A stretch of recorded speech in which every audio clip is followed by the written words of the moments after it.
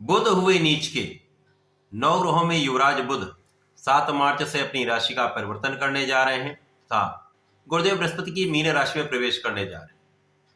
Mean राशि बुध की नीच राशि है, जिसके कारण बुध का अपनी नीच राशि में प्रवेश होगा। जब भी कोई ग्रह अपनी नीच राशि में पहुंचता है तो उसके प्रभाव में निर्बलता आती है, उसका सामर्थ्य कम हो जाता है तथा नकारात्मकता आने लगती है। अब इस जगत के संपूर्ण कार्यक्षेत्र में जिनका प्रभाव होता है, बुध ही एकमात्र ऐसे ग्रह हैं जिनका समस्त क्षेत्रों में अपना कार्यकत्व होता है। जब बुध नीच के होंगे तो किस प्रकार का प्रभाव मिलने वाला है। जय श्री गणेश, नमस्कार।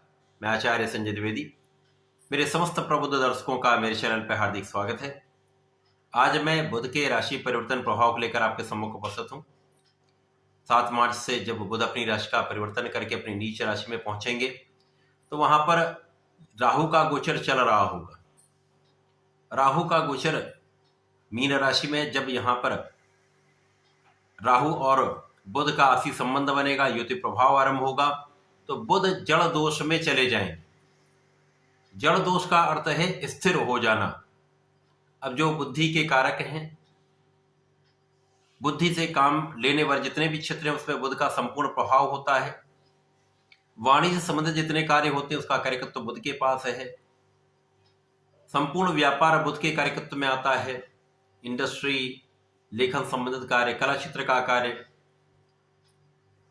किसी प्रकार की कोई भी नौकरी जहां पर बुद्धि के प्रयोग से, जहां पर गणनाओं के प्रयोग से रिसर्च का कार्य होता है, गणनाओं का कार्य होता है, लेखा कार्य होता है, उन समस्त क्षेत्रों में बुध का प्रभाव होता है। तो जब बुध नीच राशि में भी होंगे तथा जड़ दोष में भी होंगे तो निश्चित रूप से एक गंभीर समस्या का आरंभ होगा। यहां पर बुध का जो भी कार्यकत्व का भाव है वो प्रभावित होगा, तो उससे संबंधित कार्यकत्व प्रभावित होंगे, जिसके कारण समस्त क्षेत्रों में निर्बलता आनी निश्चित है। परंतु ये अलग अलग राशियों के लिए अलग अलग भाव में बनेगा, अलग अलग स्थानों पर बनेगा, उसी के अनुसार ही परिणाम की प्राप्ति हो। आज मैं सिंह राशि के लिए, जो कि सूर्यदेव की राशि है, जहां पर सूर्य तथा बुध का आपसी संबंध अति मित्र का है, बुध के इस परिवर्तन का क्या परिणाम प्राप्त होने वाला है, संपूर्ण विश्लेषण मैं पूर्ण तर्क के साथ करने जा रहा हूं। इस निर्बल समय में क्या उपाय होने चाहिए, किस प्रकार से हम ऐसा क्या उपाय कर लें जिससे इस समय की निर्बलता कम प्राप्त हो, तो कहीं ना कहीं हमारे कार्य क्षेत्र में, हमारे लाभ के क्षेत्र में प्रगति होती रहे, इसके बारे में संपूर्ण विश्लेषण करूंगा। सिंह राशि के लिए बुध अत्यंत कारक भी हैं, लाभ तथा धन के स्वामी। लाभेश धनेश का गोचर मीन राशि में अर्थात अष्टम भाव में प्रारंभ होने जा रहा है। अष्टम भाव जो कि निर्बलता का भाव है, एक का भाव है, क्षय का भाव है, डेप्रिशिएशन का भाव है। परंतु यहां पर अच्छाई है कि इस भाव के स्वामी की स्थिति अत्यंत प्रबल है, जो भाग्य भाव में अत्यंत प्रबल अवस्था में, जिनका प्रभाव लग्न पर है, जिसके कारण कुछ स्थितियां तो बैलेंस हो जा रही हैं। परंतु बुध का जो भी कार्यकत्व है, जो भी क्षेत्र है, उसमें तो निश्चित रूप से निर्बलता आने का पूर्ण योग बन रहा है।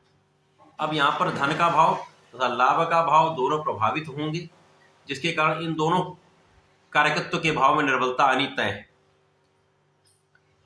इसी प्रकार से बुध का प्रभाव, जो दृष्टि का प्रभाव सीधे द्वितीय भाव पर होगा, जहां पर स्वयं उनकी ही राशि बनती है, उच्च राशि बनती है, सबसे अधिक प्रभाव इस भाव पर पड़े। अब चूंकि धन भाव है, परिवार का भाव है, पारिवारिक संपत्ति का भाव है, परिवार के सदस्यों का भाव है, तो यहां पर निश्चित रूप से इस भाव में निर्बलता आएगी, क्योंकि यहां पर आपकी वाणी दूषित हो जाएगी। वाणी के कारक हैं, जब जड़ दोष में आएंगे तो बुद्धि का सही उपयोग आप नहीं कर पाएंगे, सही समय पर सही निर्णय नहीं ले पाएंगे, निर्णय की स्थिति होगी। जहां पर आपको नहीं बोलना चाहिए वहां पर आप बोल सकते हैं, जहां पर बोलना चाहिए वहां पर आप शांत रह सकते हैं, क्योंकि निर्णय नहीं ले पाएंगे, जिसके कारण समस्या आनी निश्चित है। तो यहां पर पारिवारिक सदस्यों के बीच में विवाद की स्थिति हो सकती है। आपकी वाणी के कारण आपसी सामंजस्य में कमी आ सकती है। परिवार के बीच में आपका जो नाम है वो कहीं ना कहीं उसमें अपयश का योग बन जाता है। राहु है, भ्रम उत्पन्न कर देते हैं। यद्यपि यहां पे हो सकता है कि आप कोई भी अच्छी बात कर रहे हो, परंतु उसका जो अर्थ निकलेगा वो आपके लिए नकारात्मक प्रभाव देने वाला हो सकता है। क्योंकि जड़ दोष होगा। इसी प्रकार से अब नीच राशि भी है। यद्यपि कभी कभी जब राहु और बुध का योग बनता है तो केवल उतना समय जब राहु और बुध के बीच अंशों का अंतर कम होगा, जब पूर्ण रूप से ये जड़ दोष में जाएंगे तभी बड़ी समस्या होती है। बाकी समय में बहुत विशिष्ट योग बन जाता है, जिसके कारण आप बहुत कूटनीति के साथ कार्य करते हैं, आपका कूटनीतिक भाव अत्यंत प्रबल हो जाता है, बुद्धि कुशाग्र हो जाती है, बुद्धि के बल पर आप बहुत अच्छा लाभ ले पाते हैं। परंतु यहाँ पर नीच राशि का प्रभाव आपको ये लाभ नहीं लेने देगा, जिसके कारण समस्या आ रही है। तो यहां पर आपके शारीरिक पक्ष में भी निर्बलता आएगी, कुछ एलर्जी की संभावना भी रहेगी, गले की समस्या हो सकती है, वाणी से संबंधित कुछ समस्या हो सकती है, ईएनटी की समस्याएं यहां पर बहुत संभव है, ऐसी समस्याएं आपके साथ हो पाए। यहां पर आपको अपना ध्यान रखना होगा, अपने स्वास्थ्य का ध्यान रखना होगा, अपने वाणी पर नियंत्रण रखना होगा। इसी प्रकार से लाभ भाव भी यहां पर आपका पूर्णतया यहां पर प्रभावित हो रहा है।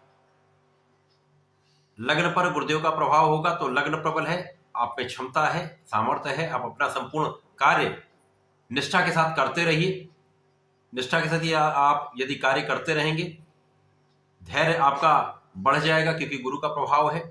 तो यहां पर यदि धैर्य के साथ जल्दीबाजी ना करते हुए यदि आप कोई कार्य करेंगे, थोड़ा संयम रखेंगे, बिना कारण विवाद में नहीं पड़ेंगे, तो आपका कार्यक्षेत्र तो यहां पर सुचारू रूप से चलता रहेगा। परंतु यहां पर आपके परिश्रम के अनुसार, आपकी क्षमता के अनुसार, आपकी योग्यता के अनुसार आपको उतना लाभ नहीं मिल पाएगा। लाभ में कमी निश्चित रूप से आ सकती है।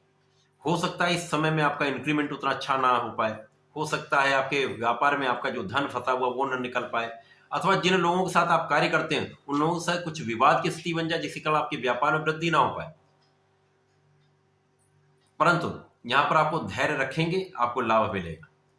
इस समय में सिंह राशि के जातकों को नियमित रूप से भगवान सूर्यदेव को जल देना चाहिए, जिससे आपके अंदर आत्मबल अत्यंत प्रबल रहे, आप सकारात्मक रहें, नेगेटिविटी में ना जाएं। साथ ही साथ यहां पर प्रत्येक बुधवार को श्री गणपति महाराज का दर्शन करें, पीले पुष्प का अर्पण करें, भोग का अर्पण करें तथा यहां पर यदि घी का दीपक प्रज्वलित करके भगवान के समक्ष ओम गंगणपतये नमः का 3 माला का जप कर लेंगे तो यहां पर श्रेष्ठ प्रभाव आपको मिलेगा। यदि आप मंदिर नहीं जा पाते तो घर में ये कर लें, प्रातः काल करेंगे तो अत्यंत श्रेष्ठ प्रभाव मिलेगा। इससे आपका बल बढ़ जाएगा, सामर्थ्य में वृद्धि हो जाएगी तथा राहु का नकारात्मक प्रभाव कम होने लगेगा। तो इस समय ऐसा करके इसका लाभ आप ले सकते हैं, ऐसा करके इसका लाभ लें। धन्यवाद, नमस्कार।